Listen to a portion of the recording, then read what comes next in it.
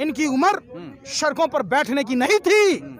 ये जालिम दरिंदे, नमक हराम नमक हलाल देश के नेता जो चंद पैसों के लिए अंबानी अडानी के सामने में तवाइफ की मुजरे गा रहा है, तवाइफ की तरह। इनका उम्र अपने घर में आराम करने की थी। अरे भाजपाधारी गुंडों, तुम कालनेमी राक्षस की तरह भगवा वस्त्र पहनकर हिंदू धर्म को बदनाम करने की कोशिश की। सुनिए, गब्बर 16 फिल्म देखा है आप लोगों ने? कौन कौन लोग देखे 16 फिल्म? अरे देखा, सभी ने देखा। गब्बर को कोई बीवी था, बच्चा था, डकैती करता था ना, लूटता था ना, है? तो मोदी जी को भी नहीं है, लूटता है। बाल ना बच्चा, नींद पर अच्छा, आगे कल गई आगे नाथ न पीछे पगा, बेगर लगाम के कूदे गधा, टुक टुक टुक टुक करते रहे बानी रानी बेचता है। और बाद में कहता था भाइयों बहनों मित्रों, ये तो विपक्षियों की साजिश है, हम स्टेशन पर चाय बेचा करते थे।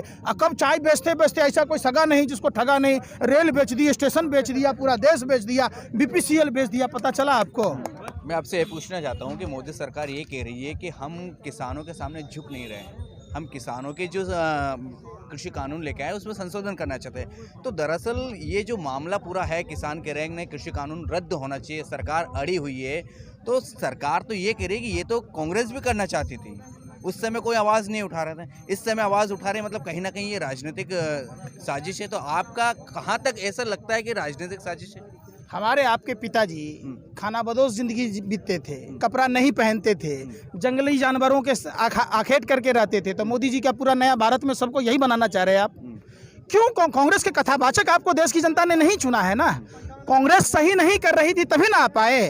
तो कांग्रेस तो सब कुछ नहीं अगर सही की तब तो देश में संपत्ति बनाई। अगर पोलियो का टीका नहीं बना होता तो मोदी जी भी टेढ़े मेढ़े पैदा लिए होते, लंगड़े लूले पैदा नहीं लेते। तो सरकारें सबने काम किया। आज जो आप समझिए, जो अगर सरकारों ने काम नहीं किया तो मोदी जी बेच क्या रहे? क्या इन्होंने BPCL बनाया था? कि इन्होंने MNTNL BSNL बनाया था?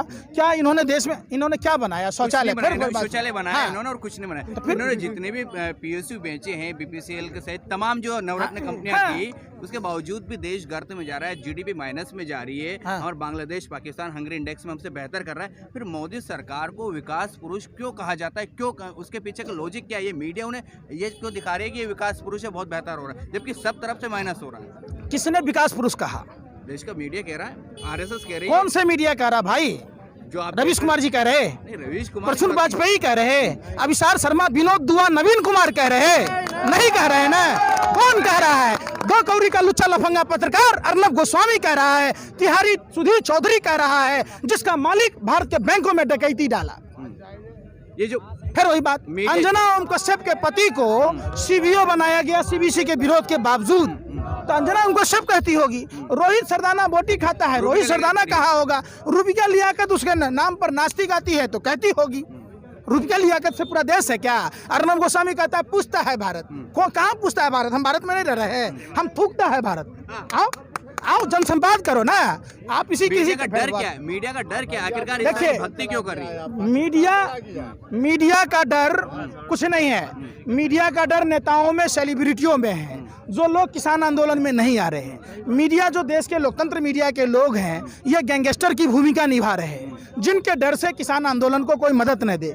जिस तरीके से आतंकवादी टुकड़े टुकड़े गैंग ये सब जोड़ा जा रहा है, लोगों को इतिहास पढ़ने की जरूरत है। ये धर्म के रक्षक लोग हैं, ये देश के रक्षक लोग हैं, ये मानवता के रक्षक लोग हैं। ये आज पुनः अपनी जान की बाजी, देखिए इनकी उम्र सड़कों पर बैठने की नहीं थी। ये जालिम दरिंदे, नमक हराम नमक हलाल देश के नेता जो चंद पैसों के लिए अंबानी अडानी के सामने में तवाइफ की मुजरे गा रहा है, तवाइफ की तरह। इनका उम्र अपने घर में आराम करने की थी। अरे भाजपाधारी गुंडों, तुम कालनेमी राक्षस की तरह भगवा वस्त्र पहनकर हिंदू धर्म को बदनाम करने की कोशिश की। सुनिए, हिंदू धर्म की रक्षा करने वाले ये लोग हैं, ये लोग देश की आजाद कराने वाले लोग हैं, ये देश की सरहदों को आज भी रक्षा करते हैं। लेकिन मोदी जी कहते थे कि हम आएंगे तो किसानों की आय दुगनी होगी, जबकि NCRB का डाटा कहता है कि दुनिया में सबसे ज्यादा जो आत्महत्या करता है वो भारत के किसान करता है। तो एक तरफ मोदी जी कह रहे हैं कि हम आय दुगनी करेंगे, दूसरी तरफ वो डीजल बहुत हाई रेट में चल रहा है, पेट्रोल बहुत है, कृषि यंत्र जो है वो बहुत ज्यादा है। सुनिए मोदी जी कैसे करेंगे? भरी जवानी में तो 40 साल भीख मांगा। सुनिए, नहीं कैसे मांगा? अपने मुंह से बोला है तो आप कर दीजिएगा, आपको भी दलाली मिला है क्या? झूठ खबर फैलाइएगा।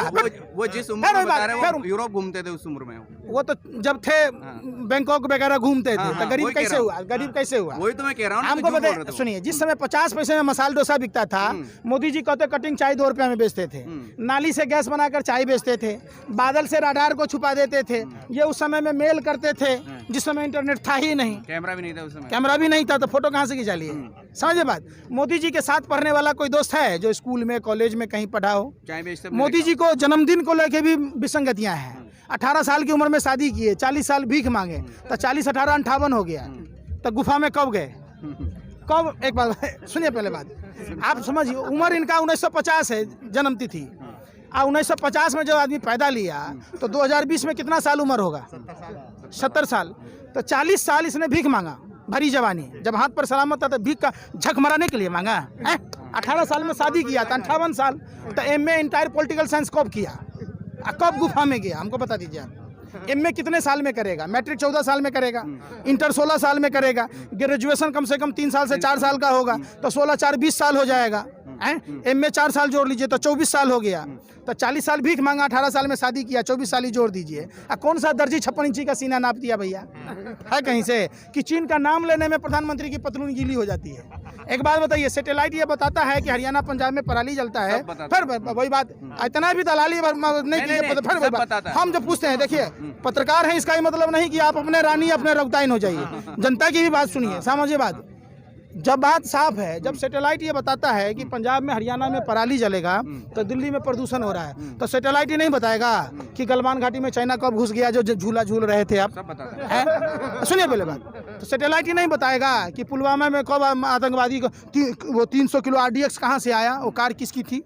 वो DSP देवेंद्र सिंह दिल्ली चुनाव से पहले जब दिल्ली आ रहा था आतंकवादी को लाके, कभी आपने देखा इनको समर्थन में रैली करते हुए?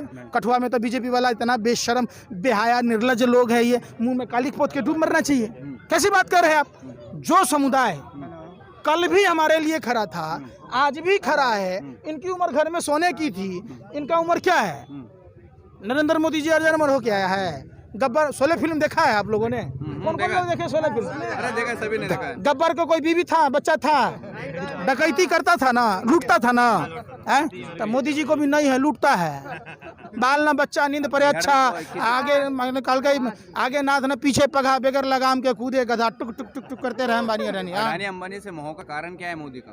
तो ये हेलीकॉप्टर का आपके पैसा से चढ़ता है। तो संचार मंत्रालय में कितने दिन का कैलेंडर है? कितने का? 28 दिन का। अच्छा, यानी रिचार्ज कराइएगा 27 दिन में।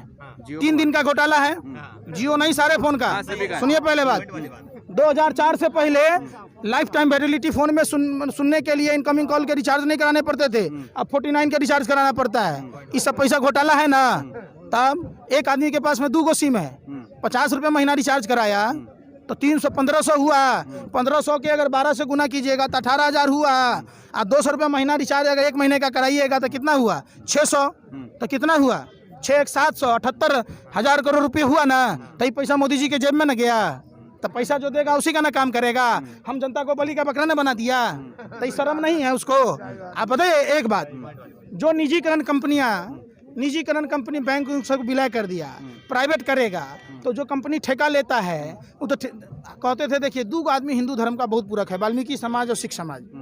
तो वाल्मीकि मंदिर में आए नरेंद्र मोदी जी, झाड़ू मारने लगे, 0.5% सेस लगा दिया, तो वाल्मीकि समाज के सफाई कर्मचारियों को वेतन मिलता है। जो कच्चा मैं उसका पक्का हुआ, तो सवाल ही माइक लेके कहाँ हमारे पीछे घूमते हैं, जाके पूछे मोदी जी से। फिर वही बात, सरकार से जब भाजपा के किसी भी नेता या देश के दलाल मीडिया के भरवे पत्रकारों को आप नंबर लीजिए, आमने सामने करा दीजिए, मेरी बात का जवाब दे देगा, मैं उस दिन से बोलना बंद कर दूंगा, उसका गुणगान करूंगा। वही बात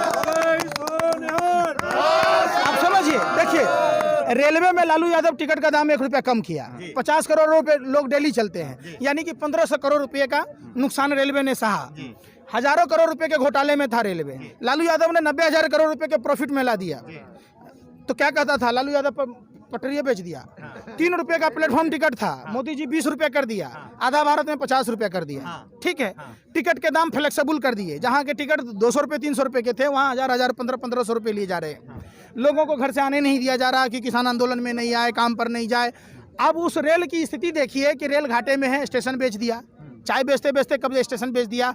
ऐसा कोई सगा नहीं जो मोदी जी ने ठगा नहीं, स्टेशनें बेच दिया, ट्रेनें बेच दी हैं। तो पैसा कहाँ गया? 268 टन सोना गिरवी रखा, आरबीआई का पैसा था, देश की तमाम संपत्तियों को बेचने का पैसा था।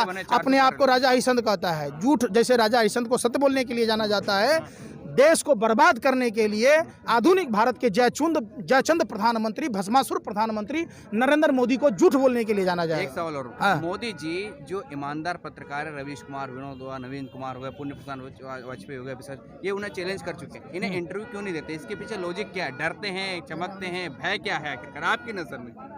अगर नहीं डरते, दाल में काला नहीं ना है, पूरा दाले काला है। जो बादल गरजता है वो बरसता नहीं है, नहीं समझे?